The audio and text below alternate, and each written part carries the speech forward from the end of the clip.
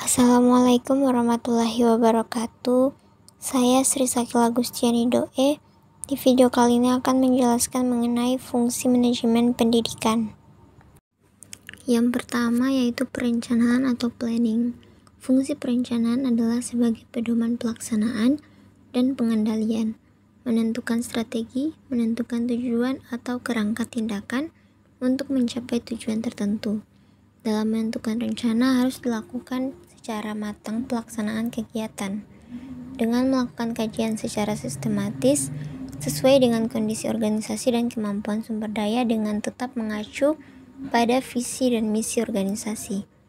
Dalam perencanaan yang perlu diperhatikan adalah menetapkan tentang apa yang harus dikerjakan, kapan dan bagaimana melakukannya, membatasi sasaran dan menetapkan pelaksanaan kerja untuk mencapai efektivitas maksimum melalui proses penentuan target, mengembangkan alternatif rencana, mempersiapkan dan mengkomunikasikan rencana dan keputusan. Selanjutnya, pengorganisasian.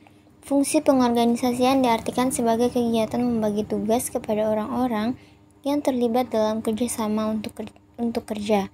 Pengorganisasian dapat memanfaatkan struktur yang sudah dibentuk dalam organisasi. Artinya, deskripsi tugas yang akan dibagikan adalah berdasarkan tugas dan fungsi struktur yang ada dalam suatu organisasi. Pengorganisasian suatu tugas dapat memperlancar alokasi kombinasi, memudahkan pelaksanaan fungsi sumber daya dengan yang tepat untuk mengimplementasikan rencana. Menurut Hasibuan tahun 1996, mendefinisikan pengorganisasian sebagai suatu proses penentuan, pengelompokan, dan pengaturan bermacam-macam aktivitas yang diperlukan untuk mencapai tujuan, menempatkan orang-orang pada setiap aktivitas ini, menyediakan alat-alat yang diperlukan, menetapkan wewenang yang secara relatif didelegasikan kepada setiap individu yang akan melakukan aktivitas-aktivitas tersebut. Selanjutnya, pengisian jabatan atau staffing. Menurut Hasibuan, fungsi staffing atau fungsi pengisian jabatan adalah kegiatan untuk memperoleh karyawan yang efektif yang akan mengisi jabatan-jabatan kosong di dalam organisasi. Pengisian jabatan ini bertujuan agar semua jabatan ada pejabatnya yang akan melaksanakan tugas-tugas pada jabatan tersebut, sehingga sasaran organisasi dapat tercapai.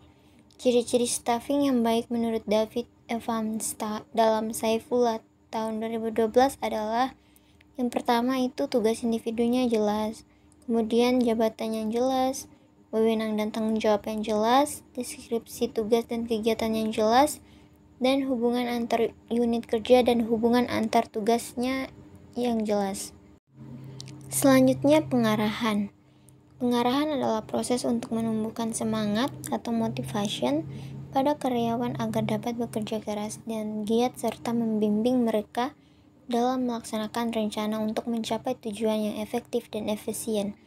Melalui pengarahan, seorang manajer menciptakan komitmen, mendorong usaha-usaha yang mendukung dan untuk tercapainya suatu tujuan. Kemudian, koordinasi. Dalam ilmu manajemen, koordinasi adalah berbagai aktivitas yang dikerjakan untuk mengintegrasikan tujuan dan rencana kerja yang sudah ditetapkan sebelumnya. Kita memahami bahwa sebuah organisasi mempunyai berbagai departemen dan berbagai orang dengan latar belakang, pendapat, pandangan, dan jenis pekerjaan yang dapat diintegrasikan dengan koordinasi yang baik agar bisa mencapai tujuan organisasi secara bersama-sama. Menurut G. Artery, dalam proses koordinasi terdapat 4 syarat yang berbeda-beda. Perbedaan tersebut harus dipenuhi.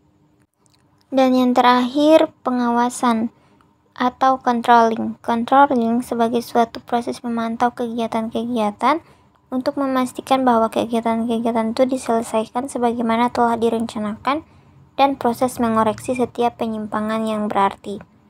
Sebuah sistem pengendalian efektif menjamin kegiatan-kegiatan diselesaikan dengan cara-cara yang membawa pada tercapainya tujuan-tujuan organisasi itu.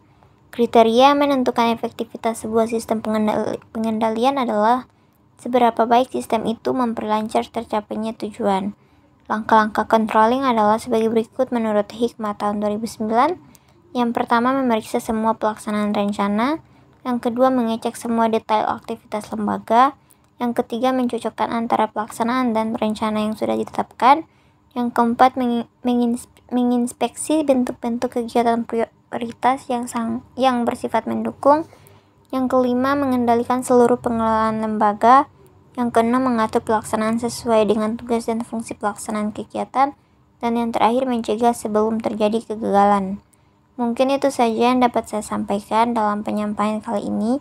Bila ada kesalahan dalam penyampaian, saya mohon maaf. Assalamualaikum warahmatullahi wabarakatuh.